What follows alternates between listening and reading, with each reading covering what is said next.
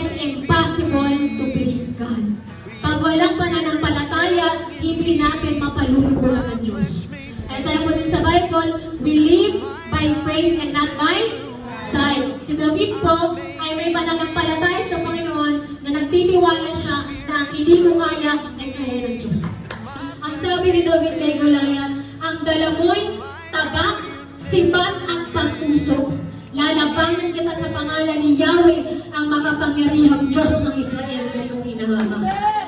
Si Goliath, nung humarap siya kay David, tinaas niya ang kanyang sarili, minaliit niya si Goliath. Pero nung humarap si David kay Goliath, tinaas niya ang Panginoon sa buhay niya. Yun po ang kaibahan. Kapag sa digmaan, tinaas mo, hindi yung kaya mong gawin, pero yung kaya ng Diyos, ipapanalo ka po ng Panginoon. Amen. The greatest enemy of faith is doubt. Kapag nagsimula tayo magkalangan sa Diyos, hindi ko kikilos ang Panginoon sa buhay natin.